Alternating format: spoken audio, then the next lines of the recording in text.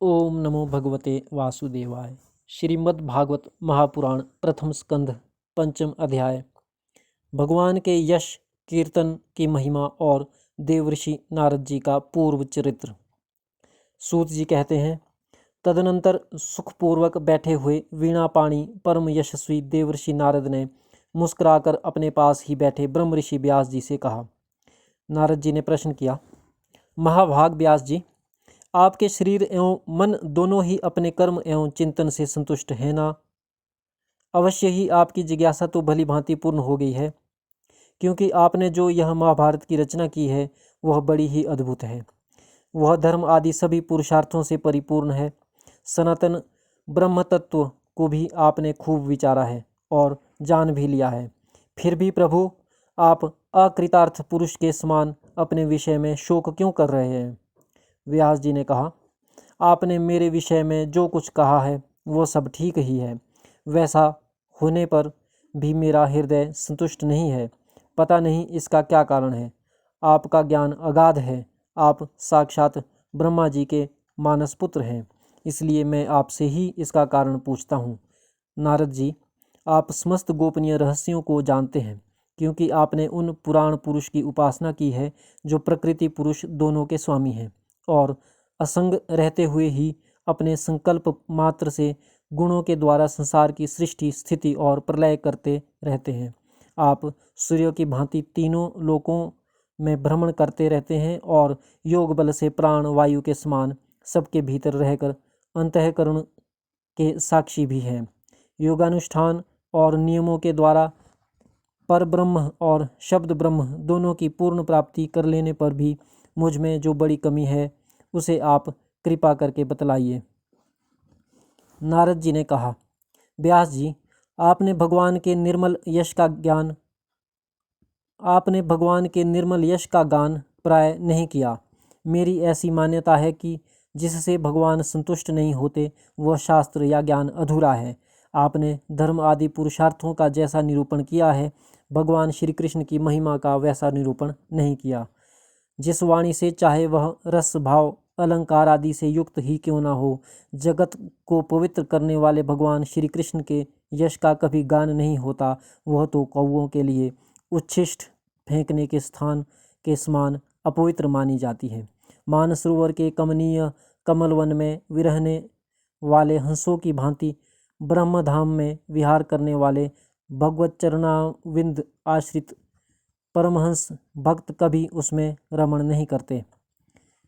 इसके विपरीत जिसमें सुंदर रचना भी नहीं है और जो दूषित शब्दों से युक्त भी है, परंतु जिसका प्रत्येक श्लोक भगवान के सुयश सूचक नामों से युक्त है, वह वाणी लोगों के सारे पापों का नाश कर देती है, क्योंकि सत्पुरुष ऐसी ही वाणी का श्रवण गान और कीर्तन किया करते हैं।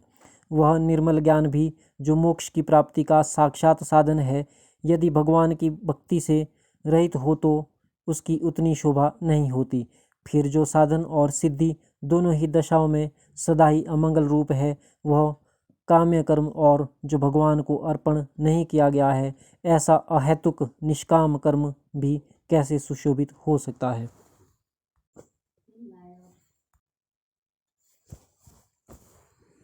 महाभाग व्यास जी, आपकी दृष्टि अमोघ है, आपकी कीर्ति पवित्र है। आप सत्यनारायण एवं दृढ़ व्रत हैं, इसलिए अब आप संपूर्ण जीवों को बंधन से मुक्त करने के लिए समाधि के द्वारा अचिंत्य शक्ति भगवान की लीलाओं का स्मरण कीजिए। जो मनुष्य भगवान की लीला के अतिरिक्त और कुछ कहने की इच्छा करता है, वह उस इच्छा से ही निर्मित अनेक नाम और रूपों के चक्कर में पड़ जाता है। उसकी बुद्धि भेदभाव से भर जाती है। जैसे हवा के झकोरों से डगमगाती हुई डोंगी को कहीं भी ठहरने का ठौर नहीं मिलता, वैसे ही उसकी चंचल बुद्धि कहीं भी स्थिर नहीं हो पाती। संसारी लोग स्वभाव से ही विषयों में फंसे हुए हैं। धर्म के नाम पर आपने उन्हें निंदित पशु हिंसा युक्त सकाम कर्म करने की भी आज्ञा दे दी है। यह बहुत उल्टी बात हुई, क्योंकि मूर्ख लोग आपके वचनों से पूर्वोक्त निंदित कर्म को ही धर्म मानकर यही मुख्य धर्म है ऐसा निश्चय करके उसका निषेध करने वाले वचनों को ठीक नहीं मानते। भगवान अनंत है। कोई विचारवान ज्ञानी पुरुष ही संसार की ओर से निवृत्त होकर उनके स्वरूपभूत परमानंद का अनुभव कर सकता है। अतः जो लोग पारमार्थिक बुद्धि से रहित हैं और गुणों के द्वारा नचाए जा रहे हैं, उनके कल्याण के लिए ही आप भगवान की लीलाओं का सर्वसाधारण के हित की दृष्टि से वर्णन कीजिए। जो मनुष्य अपने धर्म का परित्याग करके भगवान के चरण कमलों का भजन सेवन करता है, भजन परिपक्व हो जाने पर तो बात ही क्या है। यदि इससे पूर्व ही उसका भजन छूट जाए तो क्या कहीं भी उसका कोई अमंगल हो सकता है। परंतु जो भगवान का भजन नहीं करते और केवल स्वधर्म का पालन करते हैं, उन्हें कौन सा लाभ मिलता है। बुद्धिमान मनुष्य को चाहिए कि वह उसी वस्तु की प्राप्ति के लिए प्रयत्न करे जो तिनके से लेकर ब्रह्मा पर्यंत समस्त ऊंची नीची योनियों में कर्मों के फलस्वरूप आने जाने पर भी स्वयं प्राप्त नहीं होती। संसार के विषय सुख तो जैसे बिना चेष्टा के दुख मिलते हैं, वैसे ही कर्म के फल रूप में अचिंत्य गति समय के फेर से सबको सर्वत्र स्वभाव से ही मिल जाते हैं। व्यास जी, जो भगवान श्री कृष्ण के चरणारविंद का सेवक है, वह भजन ना करने वाले कर्मी मनुष्यों के समान दैवात कभी बुरा भाव हो जाने पर भी जन्म मृत्युमय संसार में नहीं आता। वह भगवान के चरण कमलों के आलिंगन का स्मरण करके फिर उसे छोड़ना नहीं चाहता। उसे रस का चस्का जो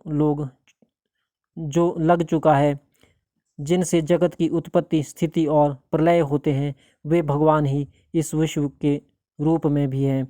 ऐसा होने पर भी वे इससे विलक्षण हैं। इस बात को आप स्वयं जानते हैं, तथापि मैंने आपको संकेत मात्र कर दिया है। व्यास जी, आपकी दृष्टि अमोघ है। आप इस बात को जानिए कि आप पुरुषोत्तम भगवान के कलावतार हैं। आपने अजन्मा होकर भी जगत के कल्याण के लिए जन्म ग्रहण किया है, इसलिए आप विशेष रूप से भगवान की लीलाओं का कीर्तन कीजिए। विद्वानों ने इस बात का निरूपण किया है कि मनुष्य की तपस्या, वेदाध्ययन, यज्ञानुष्ठान, स्वाध्याय, ज्ञान और दान का एकमात्र प्रयोजन यही है कि पुण्य कीर्ति श्री कृष्ण के गुणों और लीलाओं का वर्णन किया जाए।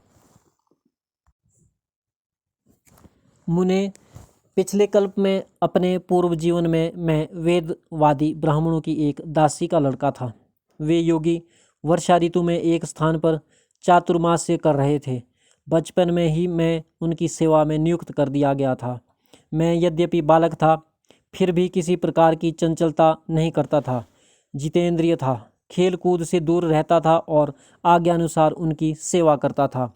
मैं बोलता भी बहुत कम था। मेरे इस शील स्वभाव को देखकर समदर्शी मुनियों ने मुझ सेवक पर अत्यंत अनुग्रह किया। उनकी अनुमति प्राप्त करके बर्तनों में लगा हुआ प्रसाद मैं एक बार खा लिया करता था। इससे मेरे सारे पाप धुल गए।